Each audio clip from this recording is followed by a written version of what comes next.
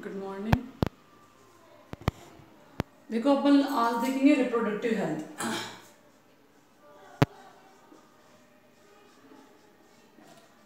Reproductive health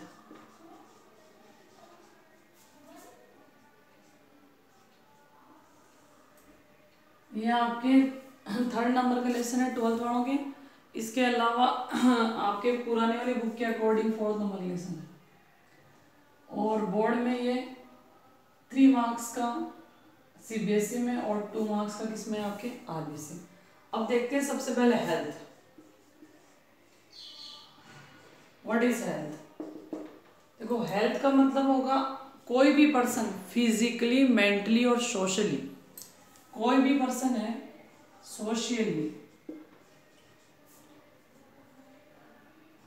socially, physically and mentally अगर fit है तो वो क्या आपका हेल्थी। अब सोशली का मतलब है सोसाइटी में जो भी पर्सन की रेस्पॉन्सिबिलिटी है, कोई भी पर्सन है उसकी सोसाइटी में जो जो रेस्पॉन्सिबिलिटी अगर वो फुलफिल कर रहा है तो वो सोशली फिट है। जैसे मान लो अगर अपन चाइल्ड की बात करें तो सोसाइटी में चाइल्ड की जो ड्यूटीज है, कोई अडल्ट है उसकी जो ड्यूटीज है अगर वो फुलफिल कर रहा है तो वो सोशली फिट है। फिजिकली का मतलब होगा उसकी बॉडी में कोई भी ऐसा फिजिकली या फिर कहते हैं फिजिकली जो अपीयरेंस है उसमें कोई भी डिसबैलेंस नहीं है। सपोज उसके कोई ऑर्गन है वो उसमें कोई प्रॉब्लम नहीं है, या कह सकते हैं उसका मेटाबॉलिज्म प्रॉपर वर्क कर रहा है तो it is known as physically fit. अब आता है आपका मेंटली। मेंटली का मतलब है, यहाँ मेंटली से मतलब ये नहीं है कि वो डिस्टर्ब है, मेंटली से मतलब है उसका कम्युनिकेशन बेटर है, वो जो अपनी बात कहना चाह रहा है वो बेटर तरीके से कह पा रहा है। और अगर कोई पर्सन कह रहा है, कोई भी कम्युनिकेशन होता है, किसी भी तरह की बातचीत होती है तो वो बेटर उसको क्या कर सकता है, गेन कर पा रहा है। तो ये हो गया आपका फिजिकली, मेंटली और सोशली। अब अपन यहाँ बात करेंगे रिप्रोडक्टिव हेल्थ क्या होगी। अगर कोई पर्सन इन तीनों तरीके से फिट है तो it is known as reproductive healthy. ठीक है। अब जो रिप्रोडक्टिव हेल्थ है वो अपन यहाँ क्यों देख रहे हैं, क्योंकि प्रेजेंट जो सीनेरियो है इसमें बहुत सारी प्रॉब्लम्स क्रिएट होती हैं रिप्रोडक्टिव हेल्थ से रिलेटेड। तो देखो जो रिप्रोडक्टिव हेल्थ है उसकी WHO ने भी क्या दे रखी है, डेफिनेशन दे रखी है। WHO क्या कह रहा है, if person physically, mentally, socially और इमोशनली फिट है। अगर रिप्रोडक्टिव हेल्थ की डेफिनेशन देखें, अगर कोई पर्सन फिजिकली, मेंटली, सोशली और इमोशनली फिट है तो वो रिप्रोडक्टिव फिट है। ठीक है। अब जो रिप्रोडक्टिव से रिलेटेड इश्यूज हैं वो क्या क्या होंगे वो अपने इस चैप्टर में देंगे। सबसे पहले देखते हैं इंडियन गवर्नमेंट ने क्या किया 1951 में सबसे पहले जो फैमिली प्लानिंग प्रोग्राम होता है,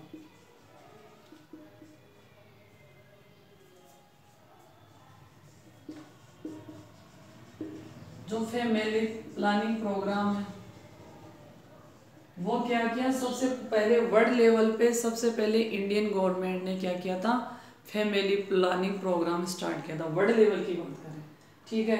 इस जो फैमिली प्लानिंग प्रोग्राम है उसमें डिफरेंट जो गवर्नमेंट की आपकी फ्लैगशिप स्कीम्स है वो वर्क करती हैं।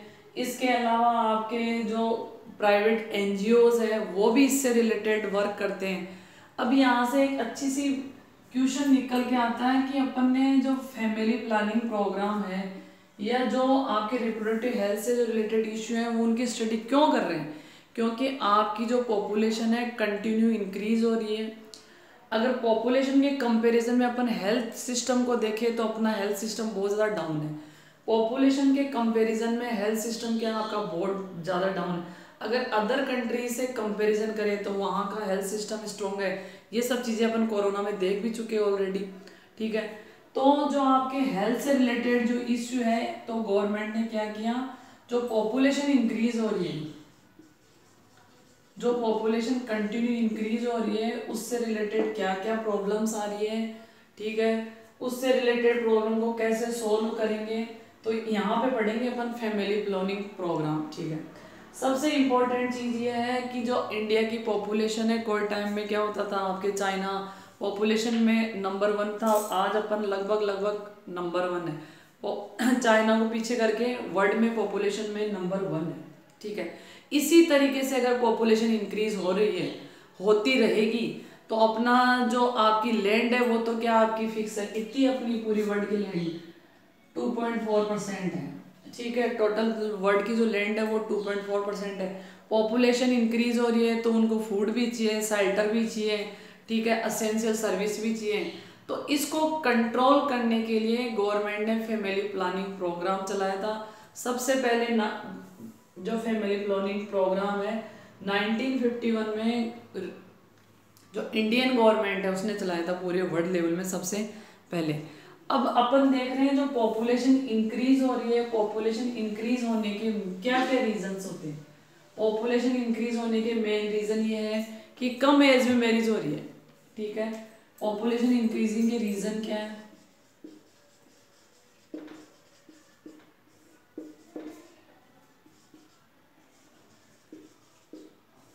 पॉपुलेशन इंक्रीज के मेन रीजन क्या है? कि कम एज में मैरिज हो रही है। ठीक है, और जो कम एज होती है उसमें फर्टिलिटी रेट क्या होती है आपकी ज़्यादा होती है। क्यों? क्योंकि जो आपके हार्मोनल चेंजेस है या जो हार्मोन का सिक्रेशन है वो कम एज में ज़्यादा होता है। तो अगर कम एज में शादी होगी तो फर्टिलिटी, रिप्रोडक्शन की कैपेसिटी क्या होती है आपकी ज़्यादा होती है कंपेयर टू एक नॉर्मल एज के बाद। ठीक है, अब इंडियन गवर्नमेंट ने या गवर्नमेंट ने क्या डिसाइड किया है, जो बॉय होगा और जो गर्ल होगी उनकी मैरिज की शादी एज क्या डिफरेंस है। ये 18 किसकी है आपकी गर्ल्स की है, ये अपन एक फीमेल की है। जो 18 एज डिसाइड की है वो किसकी है आपकी फीमेल्स की। ठीक है, और जो 21 है वो किसकी है आपकी मेल की है। तो इस एज में शादी होती है तो फर्टिलिटी कंपेयर टू कम एज में थोड़ी सी इंक्रीज हो जाती, सॉरी डिक्रीज हो जाती है। ठीक है, अब गवर्नमेंट ने ये 18 और 28 ऐसे ही डिसाइड नहीं किए, इसके पीछे बायोलॉजी वर्क करती है। क्योंकि जो आपके सेक्सुअल पार्ट है, जो भी रिप्रोडक्टिव पार्ट है, वो पर्टिकुलर एज में क्या होंगे आपके मेच्योर होंगे। इससे पहले अगर शादियां करते हैं, कम एज में शादी करोगे तो जो रिप्रोडक्टिव ऑर्गन है वो क्या होते हैं आपके डेवलप नहीं होते हैं। तो जो मदर की डेथ रेट है या जो चाइल्ड की डेथ रेट है, मोर्टेलिटी रेट जो होती है वो क्या होती है आपके इंक्रीज होती है।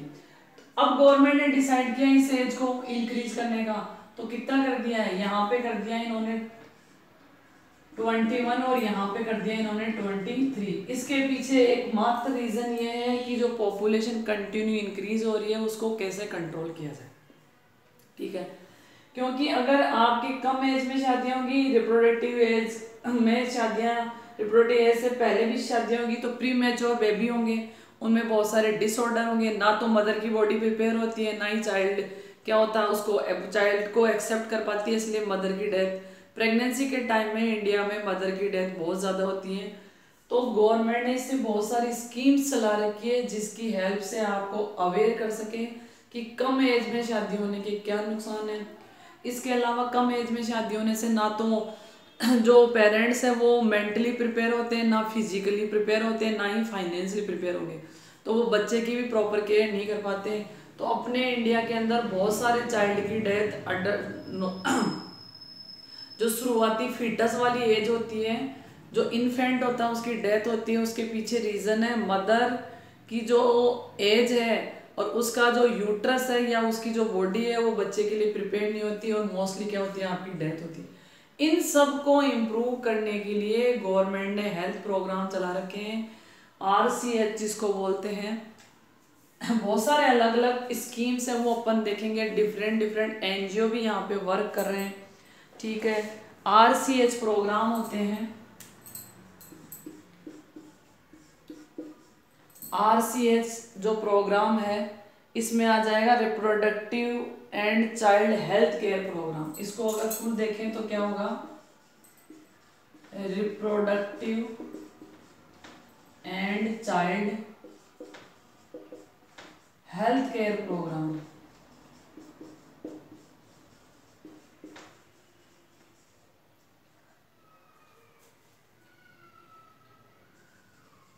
प्रोग्राम्स हो जाएंगे। ठीक है, reproductive and child health care programmes हो जाएंगे। ठीक है, फैमिली प्लानिंग अपन देख ही चुके हैं। तो इसके जो ऑब्जेक्ट होंगे वो क्या क्या होते हैं, तो अपन देखते हैं objects of RCH। Objects of RCH,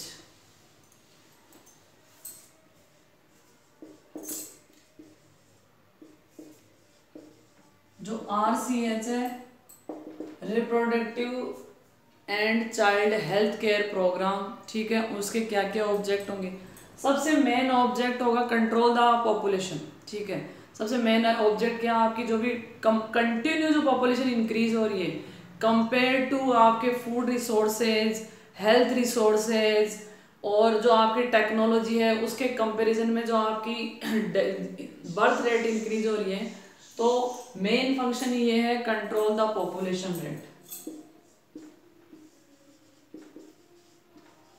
control the population, main क्या है, आपके पॉपुलेशन को कंट्रोल करना ही इसका मेन क्या आपका एम है। इसके अलावा क्या है, डिफरेंट एनजीओज है जो भी इस फील्ड में वर्क कर रहे हैं। जैसे आपके जो डिजीज से रिलेटेड एनजीओ है उनको गवर्नमेंट पैसा प्रोवाइड करती है। इसके अलावा इसका जो RCH है वो आपको एजुकेट करता है, ठीक है।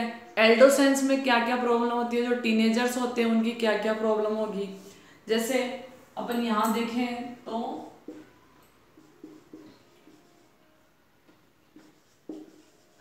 प्रॉब्लम्स ऑफ एल्डोसेंस, उनकी क्या क्या प्रॉब्लम होगी एल्डोसेंस की। रिप्रोडक्टिव हेल्थ से रिलेटेड, रिप्रोडक्टिव हेल्थ से रिलेटेड जो जो प्रॉब्लम होगी वो, ठीक है। इसके अलावा गुड टच बैड टच क्या होता है, ये आजकल खूब चल रहा है concept. Good touch bad touch क्या होगा, इससे रिलेटेड आपको, ठीक है।